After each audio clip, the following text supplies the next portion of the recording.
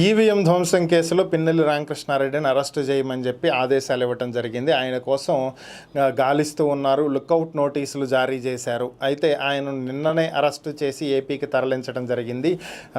శంషాబాద్ ఎయిర్పోర్ట్లో ఆయన పట్టుకోవడం జరిగింది. ఇది ఒక వర్షన్. లేదు, సంగారెడ్డిలోని ఒక ప్రాంతంలో ఒక గెస్ట్ హౌస్లో ఉన్నటువంటి ఆయన్ని అదుపులోకి తీసుకున్నారు. ఇది ఇంకో వర్షన్. మరికొద్దిసేపట్లో నరసరావుపేట కోర్టులో పిన్నెల్లి రామకృష్ణారెడ్డి లొంగిపోబోతున్నాడు. సో అక్కడ ఆయన అరెస్ట్ చేయడానికి పోలీసులు కాపుగాసి ఉన్నారు. ఇది మూడో వర్షన్. లేదు, ఆయన ముందస్తు బెయిల్ కోసం ఏపీ హైకోర్టును ఆశ్రయించడం జరిగింది. ఇది నాలుగో వర్షన్. పిన్నెల్లి రామకృష్ణారెడ్డిని అరెస్ట్ చేయటం కోసం అడిషనల్ ఎస్పీలు, డిఎస్పీలు మొత్తం 8 మందితో ఒక ప్రత్యేకమైనటువంటి బృందాలను ఏర్పాటు చేయడం జరిగింది. వీళ్ళు విస్తృతంగా గాలిస్తున్నారు. త్వరలో ఆయన అరెస్ట్ చేయటం జరుగుతుంది. ఇది ఇంకొక వర్షన్.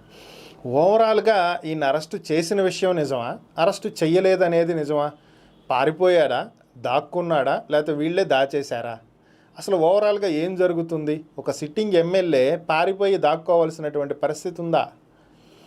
లేదు. ఒక దొంగో లేకపోతే ఇంకొక వ్యక్తో పారిపోతేనే పలానా రాష్ట్రంలో ఉన్నాడు, పలానా ప్రాంతంలో ఉన్నాడు అని చెప్పి 2 రోజుల్లో లాక్కొచ్చేటువంటి పోలీసులు ఇప్పటి వరకు ఒక ఎమ్మెల్యే ఎక్కడున్నాడో తెలుసుకోలేకపోయారు అంటే ఇది నిజంగా నమ్మేటువంటి అంశం లాగానే ఉందా? అసలు ఏది నిజం, ఏది అబద్ధం ఇప్పటికీ అర్థం కానటువంటి ప్రశ్న.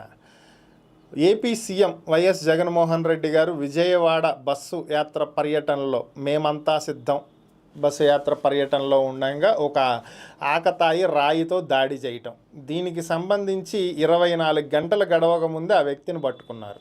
సో అతన్నే పట్టుకున్నారా, వేరే వ్యక్తిని పట్టుకున్నారా, ఈ విషయాలన్నీ పక్కన పెట్టేస్తే అది మనకు తెలియదు కాబట్టి దాని గురించి మనం కామెంట్ చేయకూడదు.